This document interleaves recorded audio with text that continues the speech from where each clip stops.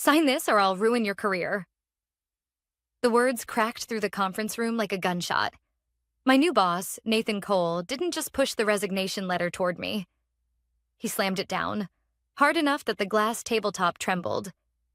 His fingers, long and rigid, pressed against the edge of the paper as if daring me to refuse. I stared at the typed words. Voluntary resignation, effective immediately. The walls of the sleek conference room seemed to shrink around me, the air thick with tension. Just outside the glass, employees passed by, oblivious.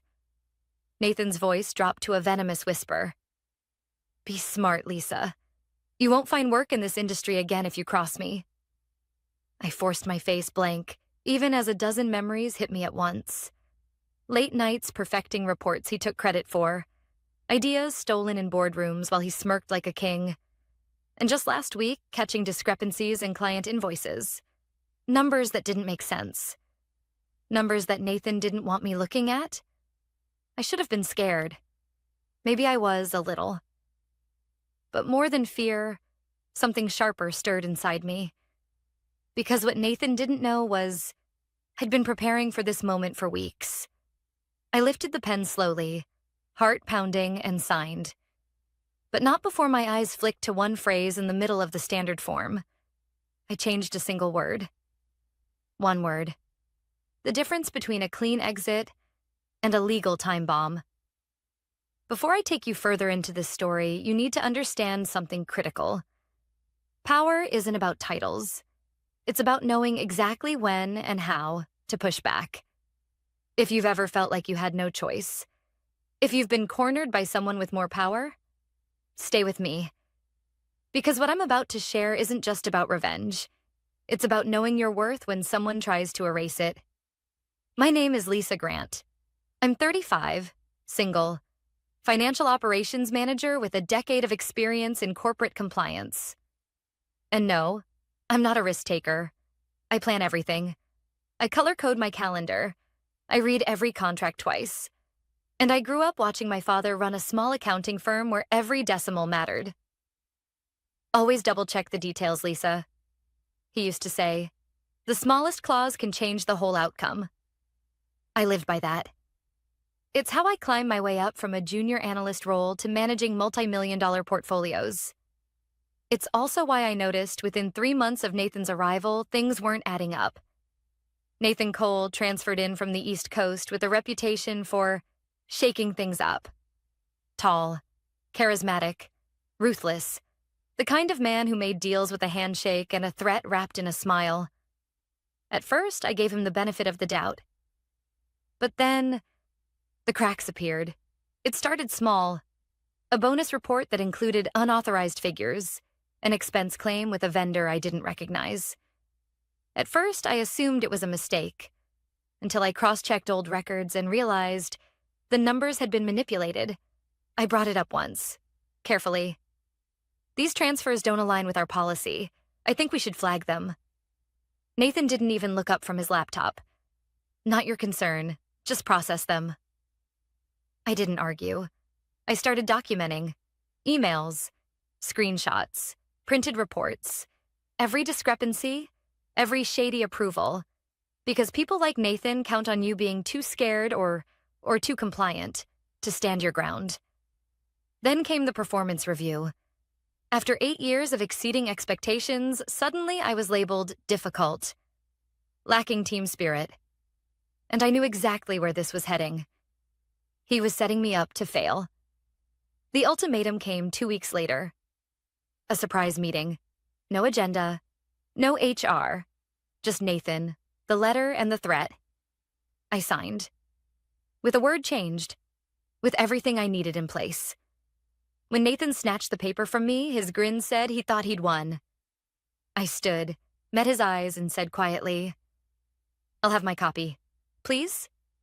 His grin flickered.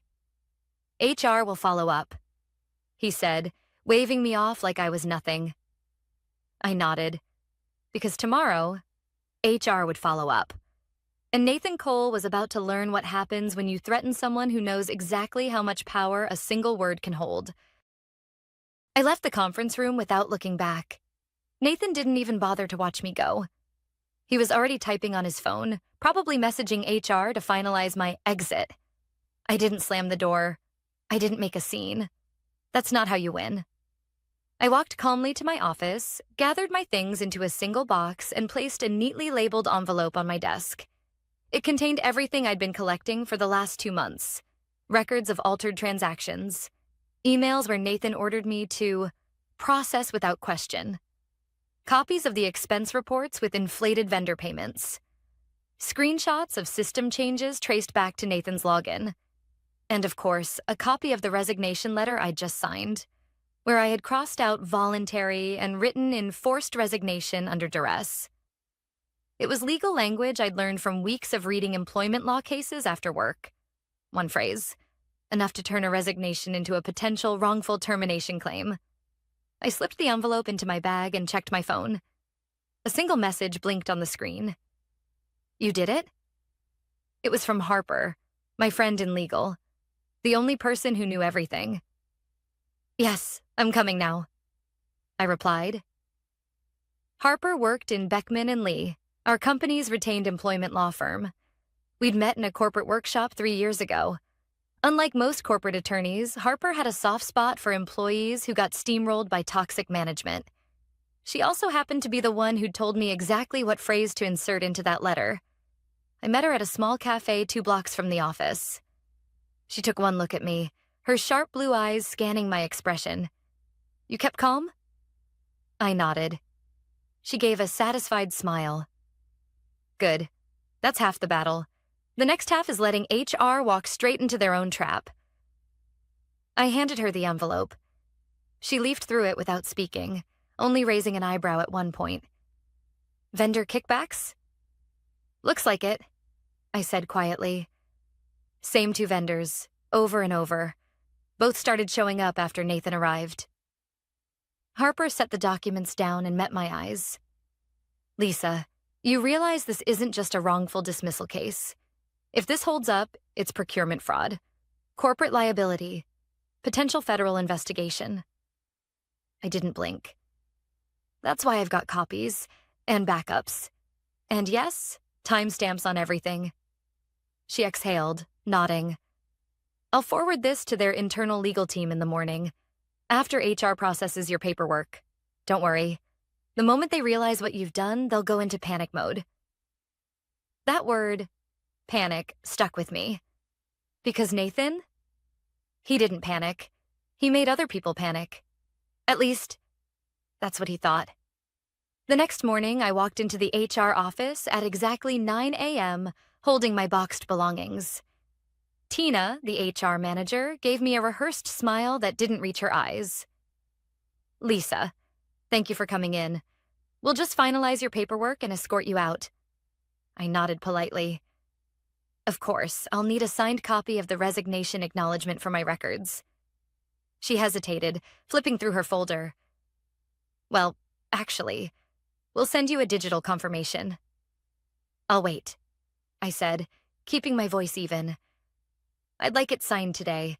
That's company policy, isn't it?" She blinked, caught off guard.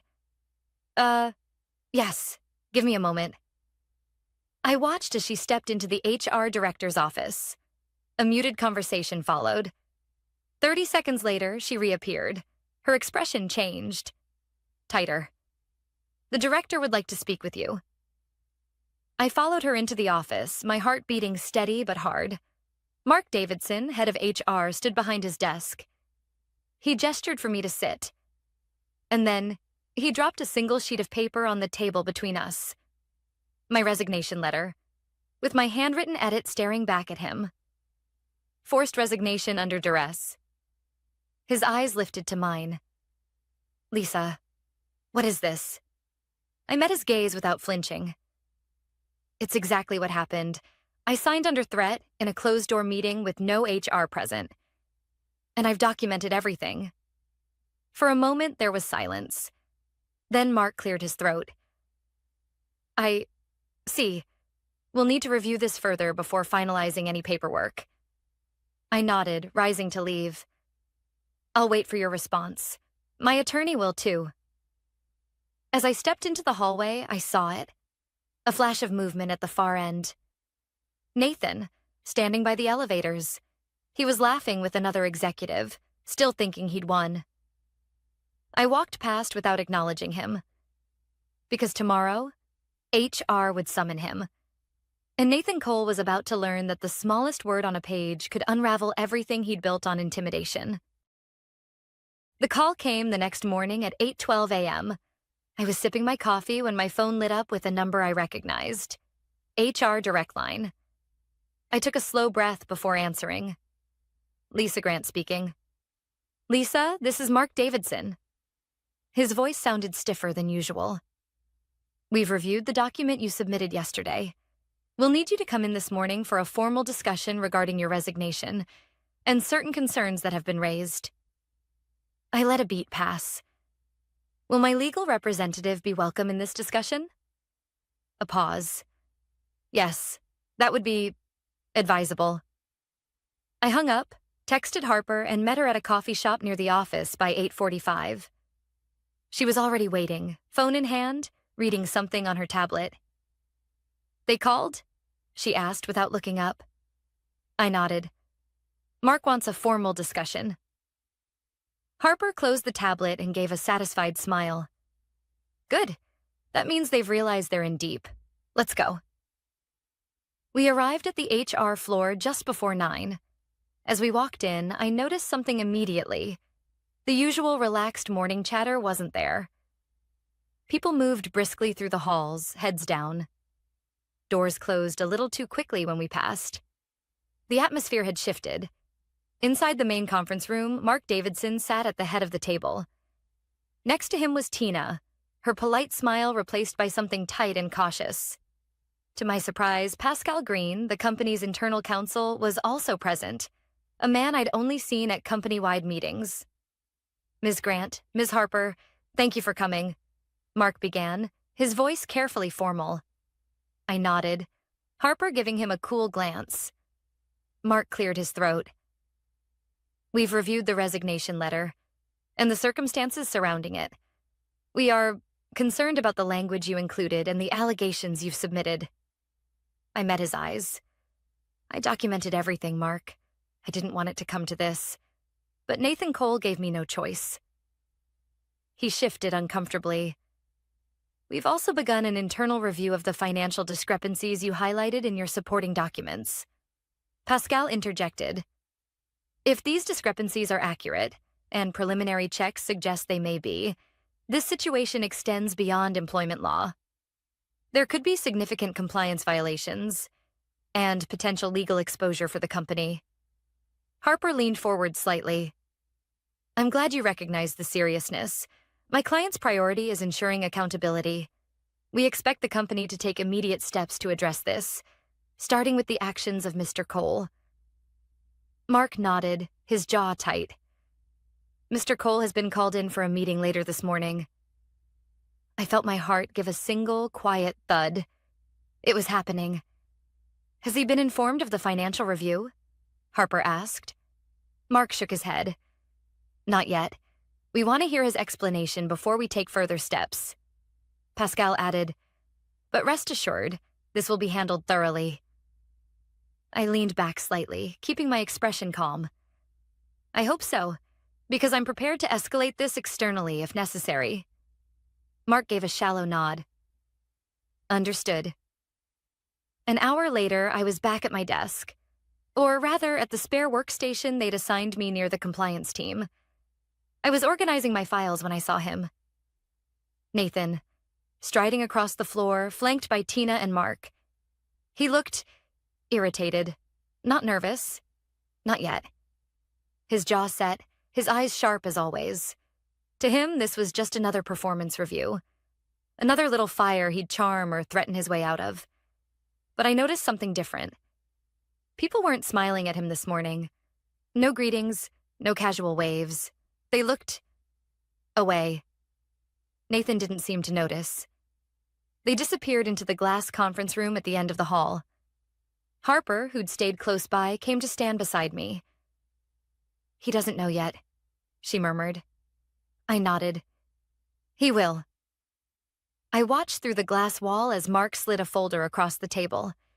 Nathan picked it up, glanced at it, and his expression shifted. The slight smirk faltered. His hand holding the paper stilled. He said something. I couldn't hear it, but Mark shook his head. Pascal leaned in, pointing to a document inside the folder. Nathan's shoulders straightened, defensive now. His mouth tightened. Harper whispered, and there it is. A beat later, Nathan's eyes lifted and locked on me through the glass. For the first time since he'd arrived at the company, I saw it. Not irritation, not arrogance, fear. And in that exact moment, I knew. Nathan Cole's grip on this company, and on my career, had just slipped. For a man like Nathan Cole, fear wasn't a familiar feeling. He thrived on control, on making people scramble to please him. But in that glass-walled conference room, with 3 senior executives staring him down, his composure cracked. I watched as Mark spoke, his hands folded calmly on the table. Nathan leaned back in his chair, arms crossed, a defensive posture if I'd ever seen one. Every few seconds, his eyes darted toward Pascal, the company's counsel. From my vantage point, I couldn't hear the words, but body language tells stories louder than voices ever could. The smirk was gone. The arrogance had shifted into tightly restrained frustration. His eyes flicked toward the hallway, toward me. Once, then again. He knew. He knew I was the reason he was sitting in that chair. I stayed at my workstation, reviewing files I'd already read 3 times, waiting. I didn't need to be in the room. The facts were already speaking for me. By noon, Harper and I were called back into HR. Nathan wasn't there. But the tension in the air felt electric. Mark folded his hands on the table, his expression unreadable. We've placed Mr. Cole on administrative leave, effective immediately, pending a full investigation. I met his eyes. And what exactly does that mean? Pascal answered before Mark could. It means he's been relieved of all duties, his access revoked, and instructed not to contact any employees. Standard protocol while we investigate both the hostile work environment claims and the financial discrepancies. Harper nodded slightly. That's a start. Mark exhaled. We're also bringing in an independent auditing firm to review the vendor transactions. I felt a small knot in my chest loosen. Not relief, not yet, but something closer to validation. We'll cooperate fully, I said, keeping my tone even. I assume the investigation will include interviews with other employees? Pascal gave a curt nod. Yes, we've already had 2 staff members come forward this morning regarding similar experiences with Mr. Cole. Harper gave me a glance, her expression quietly approving. This wasn't just about me anymore. It never had been. That afternoon, I returned to my desk, half expecting whispers or stares. Instead, something unexpected happened. One by one, colleagues stopped by my workstation. No grand gestures, no confessions, just small comments. Good on you, Lisa. If you ever need backup. Wish I'd said something sooner. Even Theo, a junior analyst who'd always kept his head down, dropped off a coffee and whispered, "Thanks for standing up." He used to talk to me like I was dirt. It hit me harder than I expected. For months, I'd felt isolated, like I was imagining the patterns. But now, they saw it too. Nathan's control hadn't just cracked. It had shattered. By Friday, rumors swirled like wildfire. Word spread that Nathan had been escorted from the building after trying to access restricted files. An emergency audit team set up shop on the 10th floor. Vendor contracts Nathan had pushed through were frozen for review. And more employees started speaking up, both men and women. Stories surfaced of manipulated project reports, inappropriate comments, threatened careers. Each testimony chipped away at the wall Nathan had built around himself. I spent the next week in back-to-back interviews with auditors, compliance officers, and HR representatives. I told the truth. Every detail. No exaggeration, no assumptions. Just facts. Every piece of evidence I documented matched. Every timeline aligned. And the deeper they dug, the worse it looked for Nathan. Late Friday evening, as I packed up my laptop, I got a message. Harper. Preliminary findings. Nathan's facing potential charges. You good? I stared at the screen for a long moment. I wasn't sure what I felt. Pride? Satisfaction? Maybe, but mostly a quiet sense of rightness. I typed back. I'm good. Thank you. She replied a second later. Number thank you. You didn't just protect yourself. You changed something bigger. I stared out the office window, watching the city lights flicker in the dusk. Harper was right. This wasn't about revenge. It was about refusing to be another silent casualty. Nathan Cole had underestimated one simple truth. When enough people stop being afraid, even the strongest walls collapse. By Monday morning, Nathan's name had vanished from the company directory. His office, once a fortress of closed-door meetings and whispered threats, stood empty. The blinds were drawn, the nameplate removed. No announcement had been made. But in corporate environments, silence speaks volumes. People pretended not to notice. But they noticed. I returned to my new workstation in the compliance wing, still technically in limbo. HR hadn't formalized my reinstatement yet, pending investigation outcome. But unofficially, I was working, attending meetings, contributing to project reviews. I was visible again. And for the first time in months, I felt like I belonged there. The independent audit team wasted no time. By midweek, they uncovered the depth of Nathan's scheme. Inflated vendor contracts linked to companies owned by his former business partners, falsified approval chains, altered performance metrics on procurement reports, over $750,000 in suspicious transactions traced directly back to Nathan's oversight.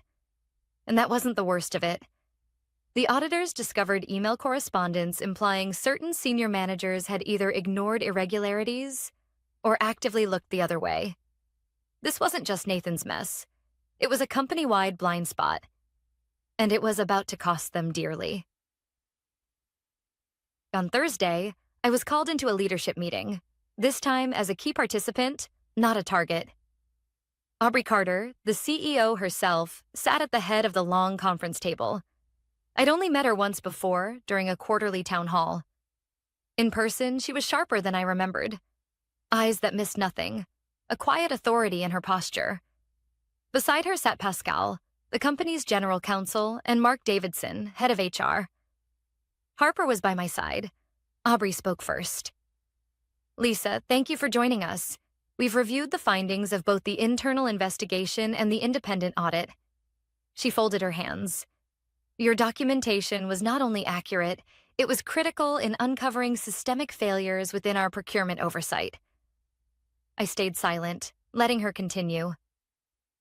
We recognize the impact this has had on you personally and on your professional standing, and we intend to make it right. I exchanged a brief glance with Harper. This wasn't a courtesy meeting. This was a damage control move. Aubrey nodded toward Mark. We'd like to offer formal reinstatement to your previous role, with retroactive pay and a public acknowledgement of your contributions to the integrity of this company. I met her gaze evenly. And what about the others? Mark frowned slightly. I'm sorry? The other employees Nathan targeted, the ones who came forward. What happens to them? Pascal cleared his throat. We're reviewing each case individually.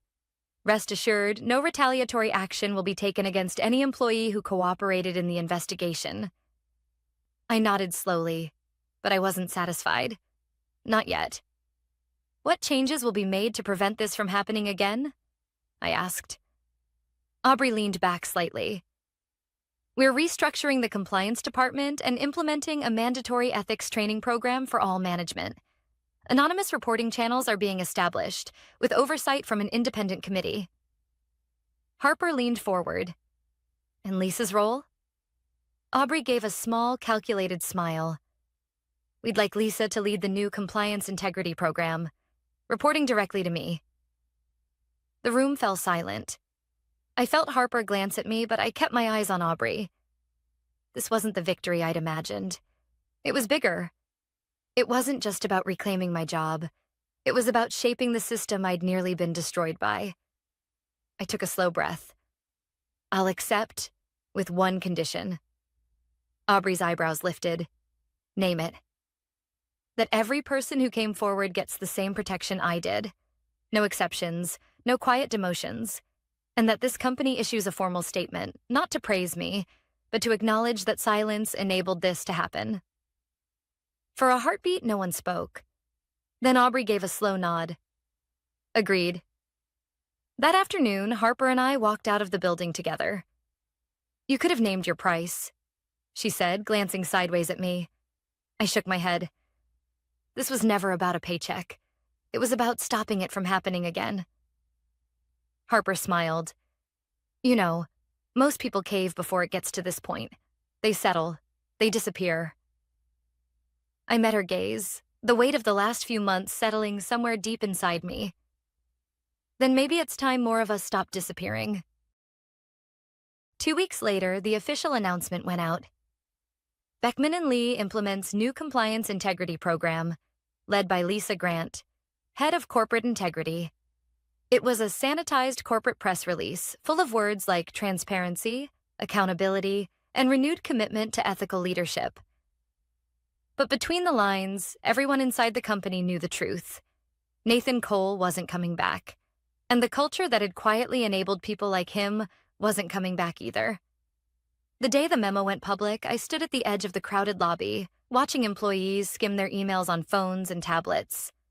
The reactions were subtle. A few exchanged glances. One or two gave quiet nods. No applause. No banners. That was fine by me. Real change doesn't come with a fanfare. It comes with trust earned over time. My first act in the new role was to hold an open-door session for every employee who wanted to speak. No management present, no notes taken. It wasn't a strategy meeting. It wasn't a PR stunt.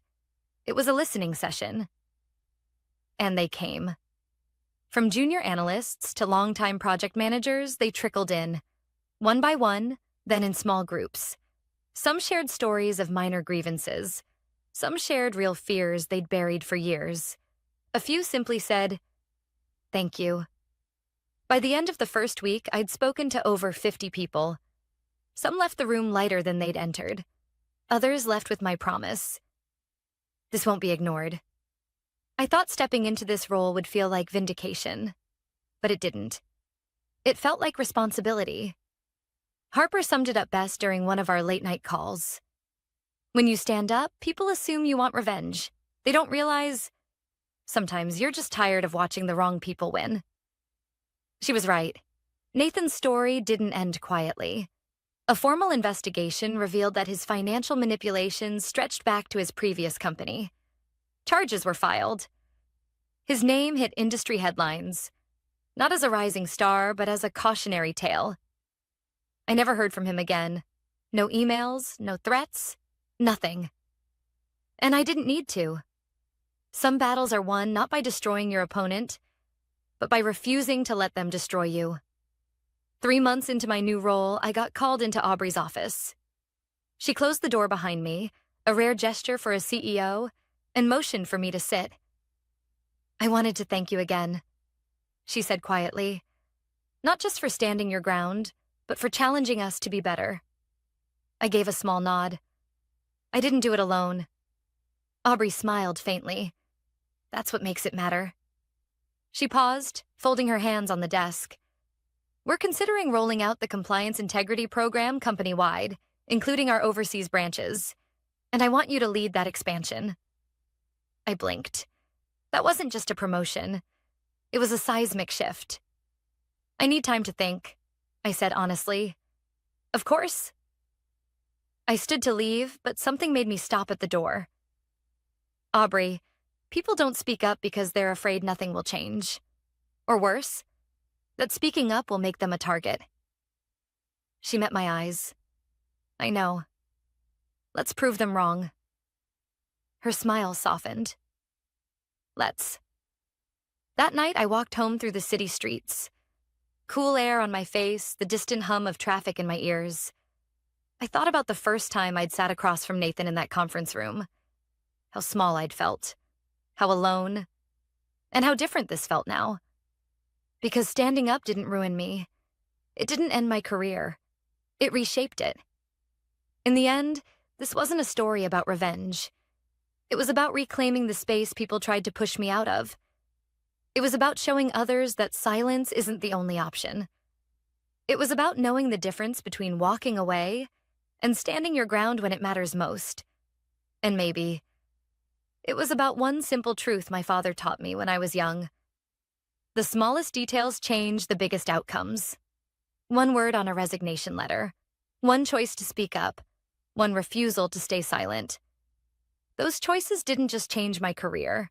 They changed the culture around me. And if there's one thing I want you to remember from my story, it's this. Power doesn't belong to those who threaten you. It belongs to those who refuse to be threatened. Thank you for staying with me through this journey. If you've ever faced a moment where you wondered if standing up was worth the risk, I hope you'll remember. Sometimes the smallest action can create a ripple no one sees coming. And sometimes that ripple becomes a wave.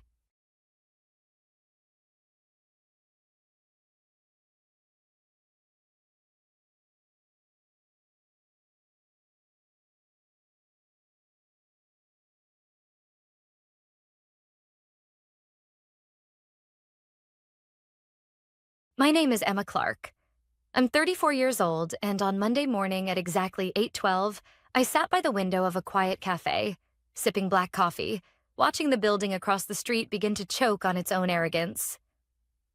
That building, sleek glass, towering with logos and pride, was home to Garrison Systems, the tech company I had devoted 6 years of my life to. Until last Friday, when I said no to unpaid overtime for the third time in 1 month. Let me take you back to where it started. When I joined Garrison Systems, they were a small but ambitious cybersecurity firm with one mission: protect the world's data. I was the second engineer hired onto their infrastructure team. Back then, we were scrappy, collaborative, and actually human. We celebrated launches with pizza and late-night laughs, and we supported each other during crunches. I built the first version of their adaptive firewall, nicknamed Pulse, from scratch in my tiny apartment using 2 monitors, a cat named Murphy, and a lot of caffeine. I never missed a deployment window. I was the go-to person when something broke at 3 a.m. My documentation became the gold standard. My code was stable. But most of all, I cared. I wasn't just working for a paycheck.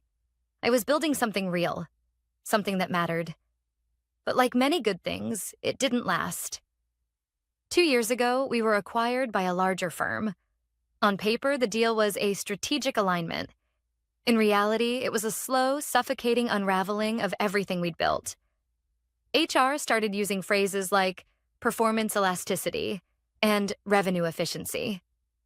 Our new CEO, Todd Harris, didn't come from tech. He came from finance. Tech is just numbers with extra steps, he once said in a quarterly meeting.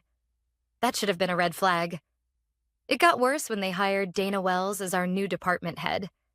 Dana was polished, MBA, early 40s, spoke in buzzwords and timelines, knew how to look impressive in a meeting, but didn't know the first thing about system load balancing, let alone Pulse. At first, I gave her the benefit of the doubt. Maybe she'd learn. Maybe she'd trust us to do the technical heavy lifting. But I was wrong. Need you to run a full system audit by Monday, she said casually one Friday afternoon, tapping on her tablet like she was ordering coffee. That's a 20-hour job minimum, I replied, trying to stay polite. I can schedule it for next week and loop in DevSec. Weekend work builds character, Emma. We need more people willing to go the extra mile. Not everyone is cut out for leadership. I said no. It wasn't a dramatic no. It wasn't angry. Just calm. Clear. I'm not available to work unpaid weekends. My contract outlines a standard work week. If you'd like to scope the audit for Monday, I'll need overtime approval. Her eyes flickered. I could see the gears turning, calculating cost, risk, leverage. She said nothing at first, just tapped harder on her tablet. That night, I received 3 emails from Dana, one assigning me the audit anyway, one reiterating team expectations, and one marked high importance. Failure to demonstrate flexibility may impact performance reviews, I responded, respectfully declining again, and copied HR. I attached a copy of my contract. The silence after that was deafening. On Monday, nothing happened. On Tuesday, she removed me from a client project I'd led for 2 years. On Wednesday, I was excluded from the infrastructure roadmap planning session. And on Thursday, the HR calendar invite came. 1:30 p.m. Emma Clark, performance discussion. I knew what was coming. The meeting lasted 4 minutes. Dana read from a script. We've decided to part ways. Effective immediately. No warnings, no official write-ups, no review. You're being let go for a lack of team spirit and resistance to leadership directives, she said. We don't accept laziness here. She used that word. Laziness. After 6 years of saving their infrastructure from collapse more times than I could count. Frank, the front desk security guard, walked me out. He looked more upset than I was. I'm sorry, he whispered. It's not right. It's fine, Frank, I said, smiling. I already made peace with it. What Dana didn't realize was that Pulse, the very heartbeat of their network, needed manual authentication every 72 hours from a primary architect to maintain live sync with the external client shells. That wasn't a bug. That was by design, for security. And Pulse didn't accept replacements without a coded token that only I had access to. No sabotage, no hacks, just protocol. And it was Friday, which made Monday morning 72 hours later. At 8:12 a.m., I sat at Cafe Marlowe across the street, coffee in hand, watching the lights flicker. Pulse had stopped. The heartbeat was gone.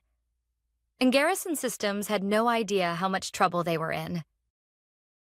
The moment the lights flickered inside Garrison Systems' glass tower, I knew Pulse had started the first phase of its lockdown protocol. From my window seat at Cafe Marlowe, I stirred my coffee slowly, deliberately. I wasn't in a rush. The system I had designed didn't move all at once. It was methodical. Like me. Phase 1. Isolate the external shell from third-party connections to prevent data breaches. Phase 2. Freeze access to system logs and code repositories. Phase 3. Shut down client-facing operations, one node at a time. It was designed as a security measure to protect client data from accidental corruption or malicious insiders. The system didn't crash. It protected itself. And unless the original architect authenticated the renewal token within the 72-hour window, everything locked, which, as of 8 a.m. today, had officially expired. Across the street, I saw the first signs of panic. Someone in a suit sprinted past the front desk toward the elevators. 2 others appeared in the lobby, phones pressed to their ears, faces pale. At 8:15 a.m., the Garrison Systems website went down. Client dashboards followed within minutes. I didn't gloat. I didn't even smile. But I won't lie. There was a quiet satisfaction in watching a company that had labeled me lazy scramble over its own negligence. I hadn't done anything wrong. That was important to me. Before I left on Friday, I had submitted all required documentation to IT compliance, just like I'd always done.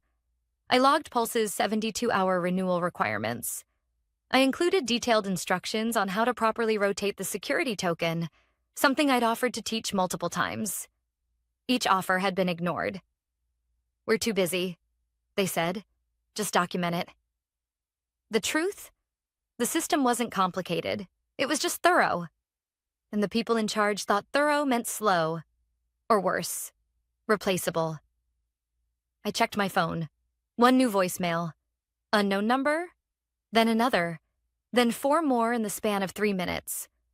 I recognized the area code. It was Garrison's internal line. I hit record and let it ring.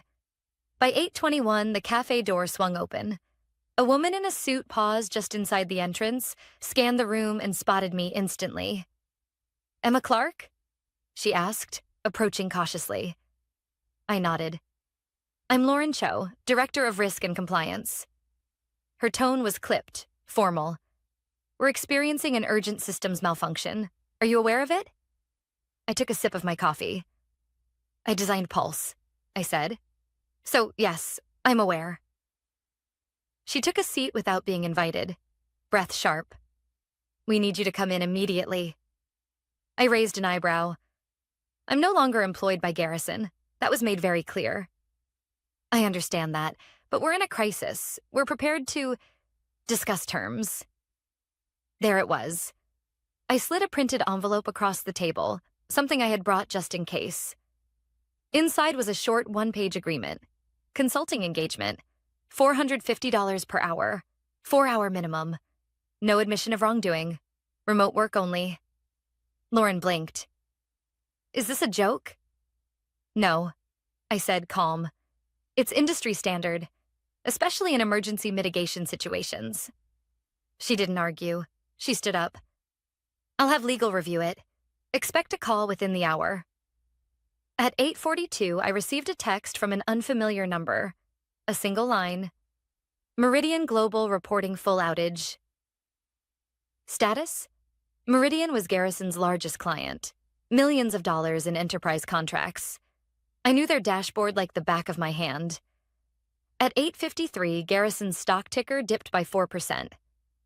The silence in the cafe was oddly comforting. A couple read newspapers in the corner. A barista quietly wiped down counters. Life moved on, even as a corporate empire unraveled across the street. I remembered Dana's voice from Friday. We don't accept laziness here. What she didn't realize was that I had worked every unpaid weekend for almost a year before I finally started saying no. I'd said yes when my mother had surgery and I couldn't be there. I said yes when my ex moved out and left me with a mess of a lease and a bruised heart. I said yes when my cat Murphy was dying and I should have been home, not debugging servers at 11 p.m. But saying yes had only earned me more expectations. Not respect, not protection, just more demands. The first time I said no, I was called difficult. The second time, uncooperative. By the third, I was fired. I finished my coffee and ordered another, black, no sugar. At 9:07, I received a call from legal. They'd agreed to the contract. By 9:12, I was logged into Pulse from my laptop, connected through a secured VPN. The system recognized me immediately. Primary architect recognized. Proceed with recovery? Yes. I tapped a few keys and the system began reversing the lockdown, step by step, in the exact order I had designed it. No shortcuts, no magic tricks, just understanding. By 9:28, dashboards flickered back online. Internal logs synced. Client portals stopped returning error messages. Meridian servers reconnected. Lauren sent a text. Are we stable? For now, I replied. If you'd like it to stay that way, we should talk about system training and knowledge transfer. Properly this time. There was no reply. But across the street, I saw Dana, standing in the lobby, her phone pressed to her ear, her eyes wide with confusion and maybe fear. The heartbeat was back. But I had just begun to reclaim mine. By 9:45 a.m., Garrison Systems was back online. Barely.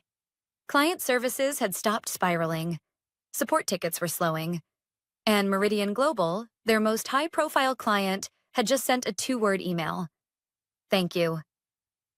I sat there, still in Cafe Marlowe, fingers hovering above my keyboard. My second coffee sat half-finished. Across the street, through the reflective glass of Garrison's 10th floor executive floor, I saw the shadows of suits pacing back and forth. They had their system back. But the control? That was a different story. I logged off my secure session and disconnected the VPN. 4 hours, $1,800 earned, and I had every right to invoice it. Legally, ethically, professionally. But I didn't move from my seat, because this wasn't over. My inbox pinged. Subject line. Urgent, Pulse System Access Protocol. From Dana Wells. The same Dana who had looked me in the eye 3 days earlier and told me I wasn't committed. who dismissed my concerns as whining, who said I lacked team mentality. And now, here she was. Not apologizing, not explaining, just requesting access to the one thing she had already tried to erase me from. I opened the email. Emma, we urgently need the complete documentation and access credentials for Pulse in order to avoid future issues. As you're no longer part of the team, please hand off all remaining proprietary knowledge so we can continue operations uninterrupted. Regards, Dana Wells, Director of Engineering. No greeting. No thank you. No acknowledgement that, without me, their entire infrastructure would still be offline. I didn't reply. Instead, I called my attorney, Carla Bennett, a longtime friend and a sharp litigator who never sugarcoated anything. You did everything by the book, she said after I laid it all out. If they want ongoing access to your designs or expertise, they pay for it. Period. You were terminated without cause. They lost the right to demand anything. What about the documentation I already submitted to IT before I left? You gave them what was required. If they didn't read it, that's their problem. You're not their babysitter. Carla paused. But be careful, Emma. The higher the stakes, the more likely they'll try to spin the narrative. They may already be preparing for damage control. She was right. By noon, LinkedIn buzzed with rumors. Temporary system outage at Garrison. Routine maintenance delay. Client dashboards unavailable for scheduled updates. Scheduled updates? That was their story? They were trying to whitewash the whole incident, erase what had actually happened, and pretend nothing went wrong. Except, people were talking. A junior developer messaged me anonymously. Emma, they're saying it was a glitch, that it had nothing to do with Pulse. Everyone knows it's not true. Just wanted you to know people are on your side. That hit me harder than I expected, because I had spent so long thinking I was alone in this, that nobody saw how much I gave, how often I covered for others, how often I said yes, even when it hurt. But they had noticed. Quietly. Silently. The way people do in workplaces where speaking up has consequences. My phone buzzed again. This time a message from someone I hadn't expected. Amit Patel, lead back-end developer. We'd worked side by side for years before he transferred teams. Hey, they pulled me into a meeting this morning asking if I could help simplify Pulse. Said it's too complex and they want to refactor. Just thought you should know. Also, Dana tried to blame the outage on a corrupted deployment. I told them she was wrong. I blinked at the screen. They weren't just spinning, they were rewriting history. I typed back, "Thanks for standing up. Be careful." He replied instantly, "Already backed up all my emails. Learned that from you." I exhaled, slowly, carefully. The air felt different now. Sharper, braver. Because here's the thing about being called lazy, difficult, replaceable. If you hear it long enough, part of you starts to wonder if it's true. And yet, on the day their world nearly fell apart, who did they call? Not Dana. Not the new DevOps manager she brought in. Not any of the yes people who stayed late to earn points at team-building workshops. They called me. And they would again. Because Pulse wasn't just code. It was years of architecture, security layers, and situational logic only understood through time, trial, and error. You couldn't fake that. You couldn't copy and paste experience. So I did what they refused to do. I documented the truth. I started writing. Not code, not configurations, a log, a record. Every email, every incident, every instance of ignored warnings, every time Dana dismissed protocol, every time I offered to train someone and was told, not now. Because if they were going to frame me as the problem, they were going to have to answer for the receipts. At 12:43 p.m., a new email arrived. Subject line, request for consultation, Pulse Infrastructure Transition Plan. From Lauren Cho, not Dana. I smiled. Finally, someone upstairs realized the difference between liability and value. By 1:10 p.m., I was on a video call with Lauren Cho, the same compliance director who had shown up at Cafe Marlowe that morning, now seated in what appeared to be a private office, blinds drawn, door closed. "I want to be clear," she began, her voice calm but focused. "This is not a request for free information. We'd like to contract you, again, on a short-term consulting basis, specifically to design a transition plan for Pulse so future administrators can manage it without dependency on any single engineer." There it was. Dependency. That word hung in the air. I understood what she meant. The company had just been brought to its knees by a single point of failure. Me. And in tech, that's the nightmare scenario. No matter how talented you are, if a system is architected around one person, executives will eventually call it a risk. "I'm open to that," I replied, measured. "But let's set some boundaries this time." Lauren nodded. "Understood." We agreed on a 2-week engagement, part-time, remote only, my standard consulting rate same as before. I would provide documentation, walk-through videos, and most importantly, knowledge transfer sessions. If, and only if, the company identified actual personnel with the qualifications to manage Pulse. It wasn't about revenge. It was about clarity. I knew the system could be transferred, but not to someone like Dana, who couldn't tell the difference between a load balancer and a firewall exception.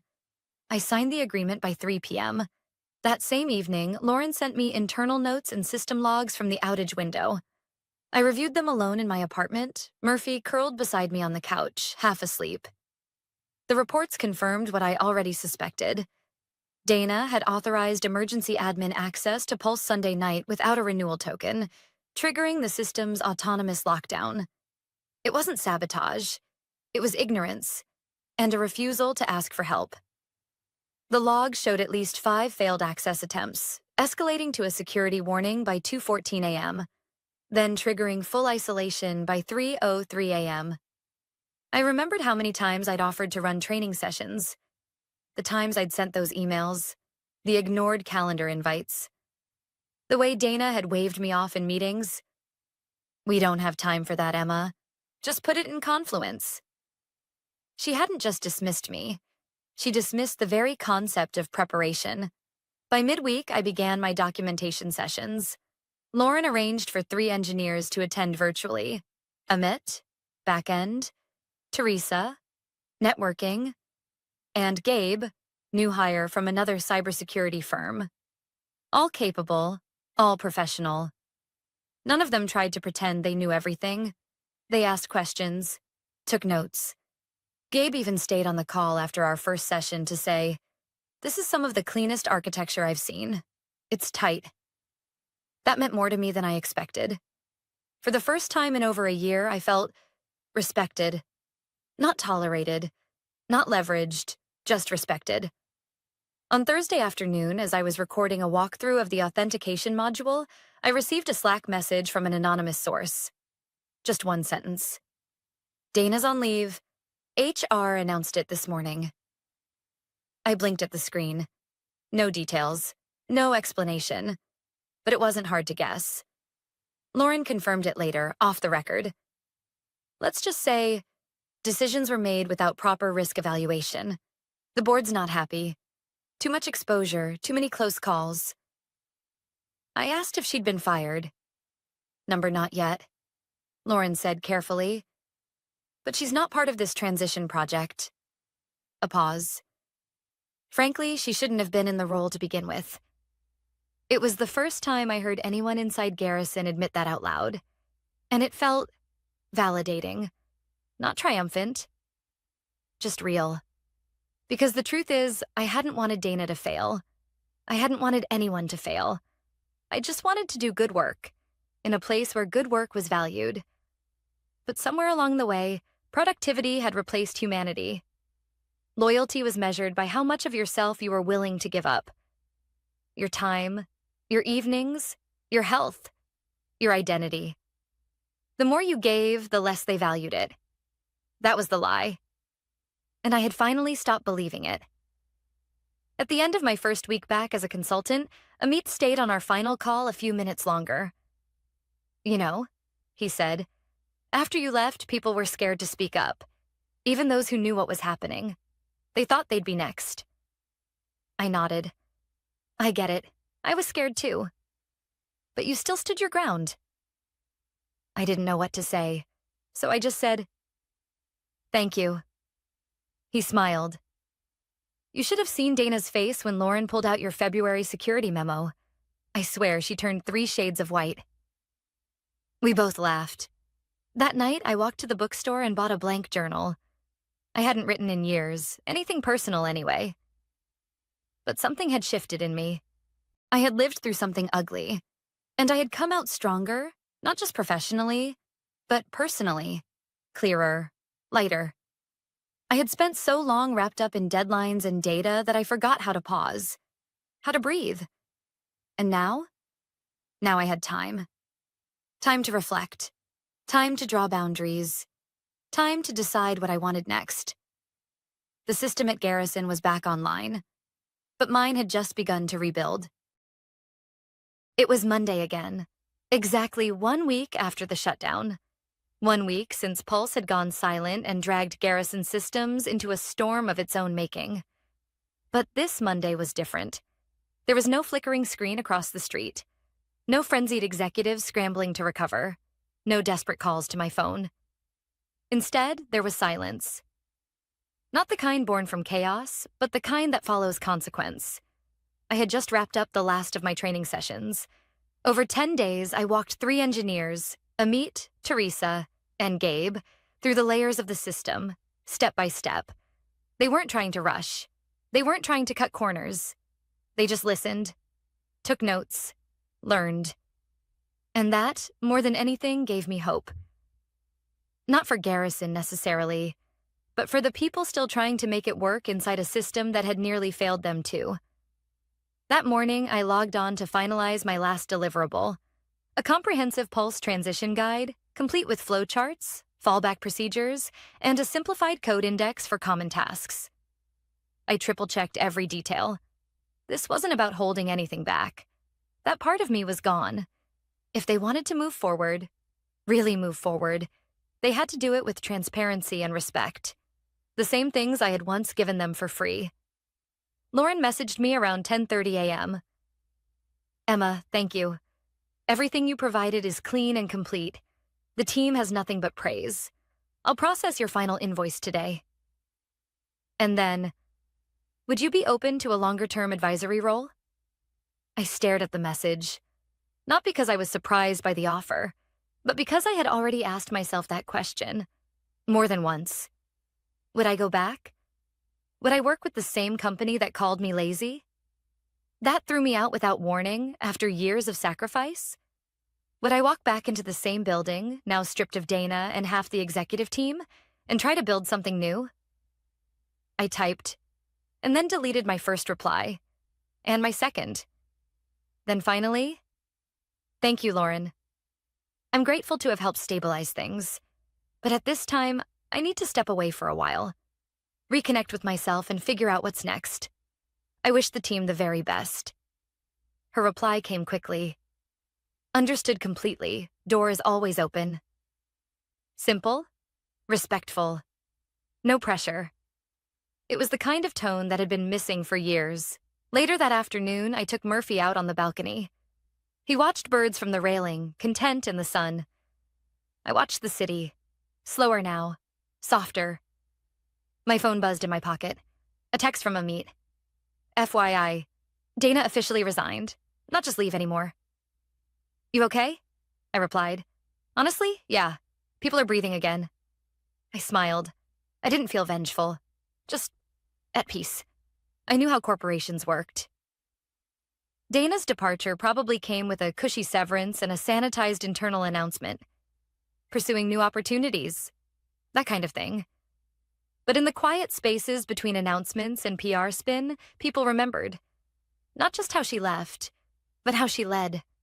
Or failed to. The legacy of poor leadership doesn't vanish with a resignation letter. And sometimes the most powerful accountability isn't loud. It's silence. Absence. Being replaced by something better. That night, I went to dinner with two old friends I hadn't seen in months. We talked about everything except work. At one point, one of them said, "You look different. Like, taller." I laughed. Probably just better shoes. But it wasn't. It was weight lifted. I'd been carrying the burden of being the reliable one for too long. The one who covered shifts, who cleaned up messes, who said yes out of guilt, out of fear, out of habit. Now I had space to ask what I wanted, not just what was expected of me. Before bed, I checked my email one last time. There was a new message from someone I didn't recognize. Subject: "Saw your name mentioned. Are you open to new opportunities?" It was a hiring manager from a mid-sized cybersecurity startup. Apparently, they'd been impressed by how I handled the Garrison situation. Someone on their board had ties to Meridian and heard the whole story, minus the corporate PR filter. I didn't reply right away. Not because I wasn't interested, but because, for the first time in years, I wasn't desperate to prove myself. I already had. And that changed everything. 2 weeks after my final day as a Garrison Systems consultant, I stood in front of a blank canvas. Literally. It had been years since I painted. I used to lose myself in color and texture. Before Murphy. Before Garrison. Before work crept into my weekends, and then into my evenings, and then into my identity. I dipped the brush slowly into a jar of deep blue acrylic, hesitant at first. Then, a long stroke across the center. It wasn't perfect, but it was mine. Behind me, a gentle purring reminded me I wasn't alone. Murphy sat by the window, watching the leaves shift in the summer breeze. For the first time in a long time, I wasn't racing to meet someone else's deadline. No urgent pings, no late-night server patches, just a stretch of quiet. The recruiter I'd heard from earlier, Janelle, followed up twice. She was polite, never pushy. The startup she represented had a reputation for balance, clear boundaries, an actual human culture. Still, I didn't respond right away. I needed to know that whatever I chose next, it wasn't coming from fear, or ego, or obligation. It had to be from choice. That was the difference now. I wasn't trying to be indispensable. I wasn't trying to prove my worth. I was just living it. That Monday, I received an email that caught me off guard. It was from Teresa, one of the engineers I'd trained at Garrison. Subject: update, and something you should know. "Hey, Emma, I wanted to thank you again for everything. Your documentation was gold. Seriously, I don't know how you managed to organize it so clearly, but it saved us more times than I can count already. Also, you should know, Lauren introduced a new internal policy last week. They're calling it the Pulse Protocol. It basically prevents any system from being owned, managed, or designed by just one person without documented backups and shared ownership. It's based almost entirely on your recommendations. She even gave you credit. Publicly, you changed more than you think." Teresa, I read the message twice. The Pulse Protocol. They could have buried it, changed the name, pretended it was theirs all along. But instead, they used my work to build a safeguard. Not just for infrastructure, but for people like me. People who give too much and are told it's never enough. I never got that kind of credit when I was working there full-time. But now, it didn't feel like vengeance. It felt like something bigger than that. It felt like legacy. A few days later, I met Janelle, the recruiter, for coffee. Not an interview, just a conversation. She turned out to be smart, funny, and refreshingly blunt. "We've got too many burned-out engineers who think martyrdom is normal," she said, stirring oat milk into her drink. "We're trying to build something different." I told her about what happened at Garrison, most of it anyway. She didn't flinch. She just nodded. "I hear stories like yours all the time," she said, "but rarely with that kind of ending." "What kind of ending?" I asked. "The kind where someone doesn't let it break them." I left the cafe without giving her an answer, but I smiled the whole walk home. The following week, I said yes to a part-time advisory role with her firm. Not a full-time job, not a 70-hour grind. Just thoughtful, project-based consulting that respected my time and expertise. I set my own hours, I worked remotely, and they actually paid for training sessions. By the third month, I had started my own LLC, a consultancy focused on ethical systems architecture, documentation standards, and sustainable tech culture. I named it Third Hour Technologies, a private nod to the 72-hour pulse window that changed everything. Clients began coming in slowly at first, then more steadily. Not because I marketed myself aggressively, but because I built quietly, carefully, and truthfully. Word spread, especially among mid-sized companies who didn't want to end up like Garrison. Every time I got on a call with a new team, I started with the same line. Let's build it the right way, so it doesn't fall apart when one person finally says no. Because if there was one thing I learned through all of it, it was this. The first time you say no, you'll be called difficult. The second time, you'll be called replaceable. But the third time, if you do it right, you'll be called necessary. And that's the kind of change that lasts. As for Garrison Systems, I hear they're doing fine. Lauren was promoted to COO. Amit now leads the infrastructure team. Teresa's mentoring junior engineers. And Dana? Last I heard, she'd taken a consulting role at a finance firm in Chicago. Let them have their tidy ending. I got the better one. The real one. And every morning when I sip my coffee beside Murphy, surrounded by unfinished paintings and open windows, I'm reminded of the moment it all shifted. Monday morning, 8:12 a.m., when Pulse went quiet, and I finally heard myself again.